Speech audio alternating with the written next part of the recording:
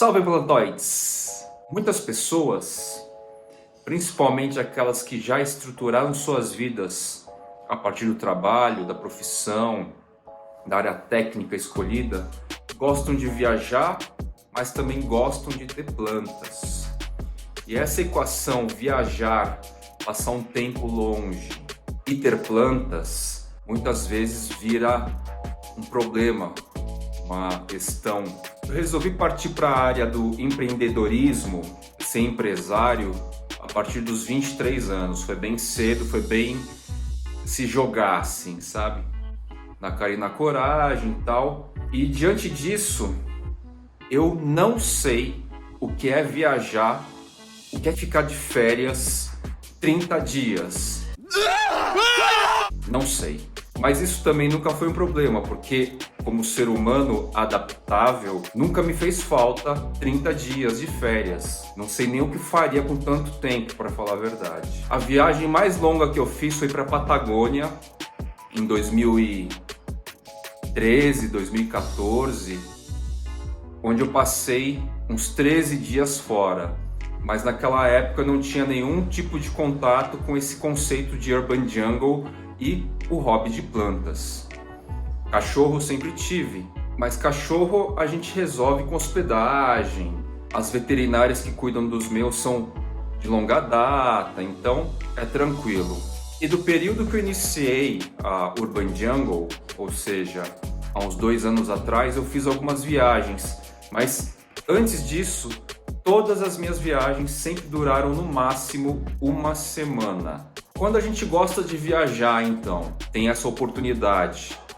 E quando a gente tem muitas plantas, ou tem plantas queridas, às vezes não muitas, mas aquelas queridas, como que a gente equaliza? Como a gente resolve essa equação?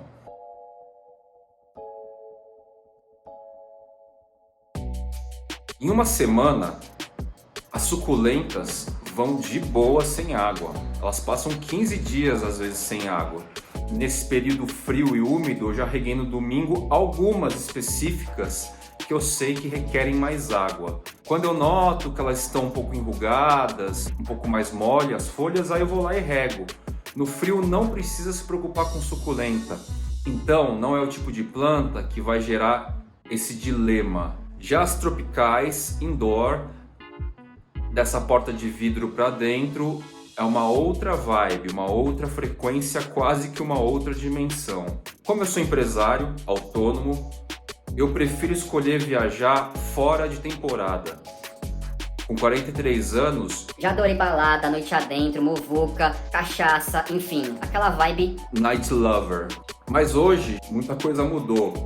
Os cabelos brancos vieram e eu prefiro uma pegada muito mais low profile.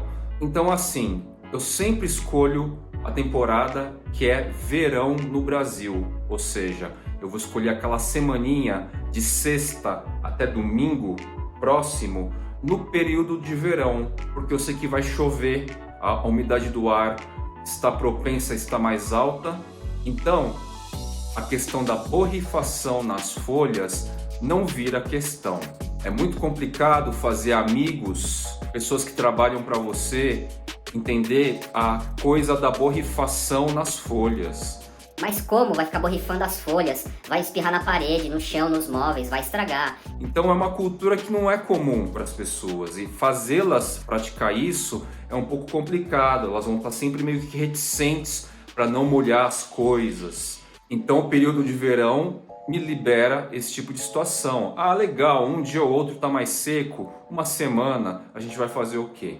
É um tipo de resignação aí no caso. Obviamente a tecnologia da umidificação, umidificadores automáticos, elétricos, não vai resolver, porque não vai durar todo esse tempo. A não ser que você seja louco e já tenha conectado na caixa d'água. E a tão importante umidade no substrato.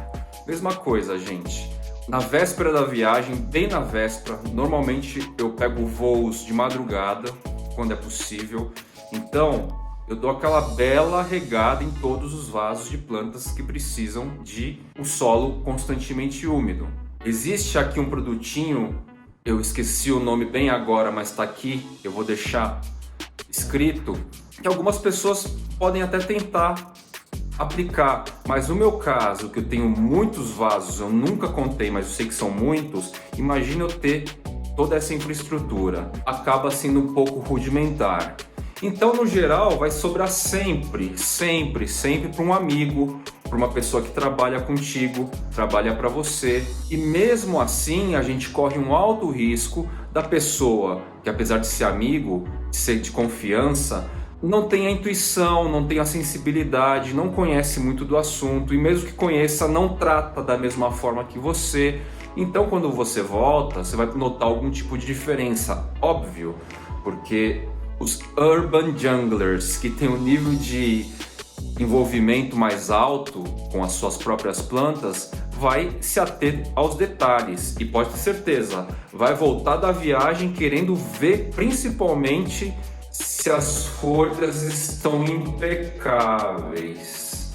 No meu sincero ponto de vista, se a gente terceiriza essa responsabilidade, a gente tem que assumir de novo a própria responsabilidade da situação nem sempre acontecer da maneira que a gente quer ou provavelmente nunca acontecer. Então, nessas semanas que eu já viajei com as plantas aqui, eu tinha muito menos, eu solicitei que pessoas próximas a mim borrifassem as folhas 2 vezes naquela semana que eu passei fora.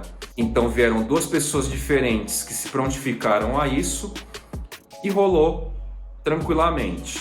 Na época do verão, umidade tendendo a ser alta, chuvas e etc. No retorno da viagem, a gente vai se deparar com alguma coisa diferente ou estranha, fora do lugar, no sentido da folha, da vivacidade da planta.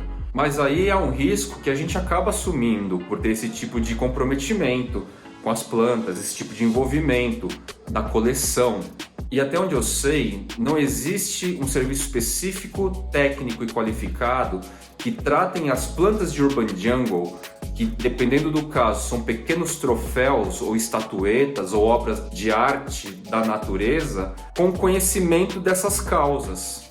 Inclusive, tá aí uma profissão possível daqui a um tempo, se nós conseguirmos, nós todos conseguirmos institucionalizar essa cultura no país. Então, nesse processo reflexivo sobre a cultura de Urban Jungle, a nossa ausência em viagens, a gente precisa acabar assumindo esse gap. Já vi gente aí culpando os amigos, arrancando os cabelos, fazendo críticas. Na boa, vamos combinar. Não é culpa das pessoas, né? A responsabilidade é nossa. Se a pessoa não tratou da forma exata, meticulosa que a gente tem, é importante entender que é um next level, de repente, de tratamento. Muitas pessoas ainda tratam com a plantinha. É um nome popular, a planta, morreu tudo bem. Só agora, tardiamente no Brasil, ironicamente no país que tem grande parte das plantas que as gringas adoram, só agora que esse nível de refinamento, vamos dizer assim, começou a emplacar nessa terra. Então, resumindo tudo, na minha concepção, em que prioridade você coloca suas plantas em todos os aspectos da sua vida? Vamos falar um pouco da roda da vida do coaching. Onde que a planta fica nessa relação de todos os aspectos de importância na sua vida?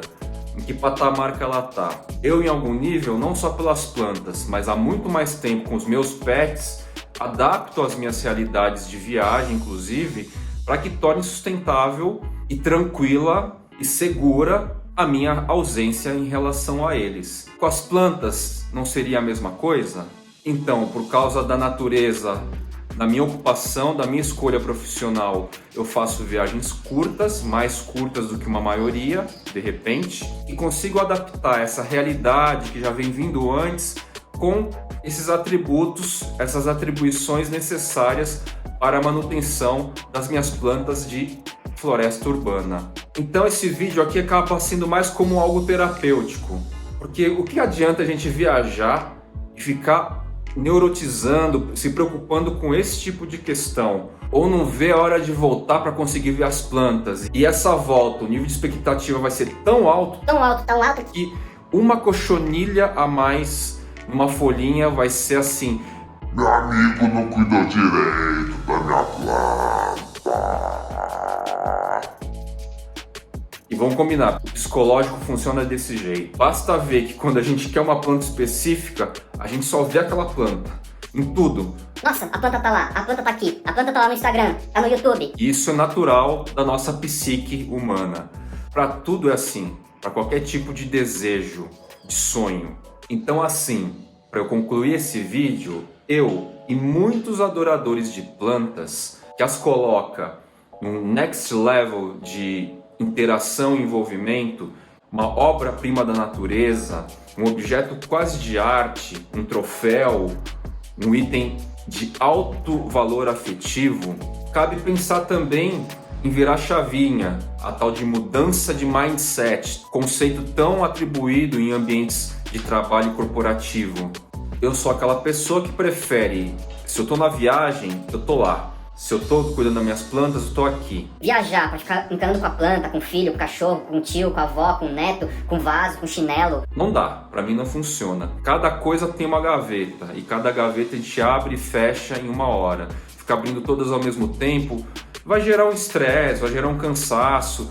E eu acho que essa relação com as plantas, principalmente pra mim, vem pra ajudar o oposto. Eu não quero estressar com as plantas, eu quero o oposto, eu quero relaxar, me entreter. Como meu próprio pai fala, planta é uma super higiene mental. Eu priorizo esse valor. A gente tem que lembrar também que o poder de perenidade das plantas é infinitamente, milhões de vezes maior do que o ser humano. Ficar humanizando demais a planta também, como algumas pessoas fazem com cachorros ou gatos e tal, também não é minha pegada. Nada contra para quem faz, só que isso gera consequências. Eu tenho cuidado, vocês podem ver a maneira que as plantas da minha casa estão, sejam em fotos, sejam nos vídeos, mas o limite de relação que eu estabeleço com elas é exatamente onde eu estou explicando para vocês. Então, como eu digo, é um vídeo muito mais filosófico do que necessariamente uma fórmula pronta. E é isso, meus queridos plantoides. Entrei numa linha zen aqui hoje, num ambiente outdoor, curtindo as minhas suculentas, o vento, o frio, a moto, o vizinho que não para de falar, o cara que está fazendo reforma na casa. Então é isso, meus queridos. Beijo grande.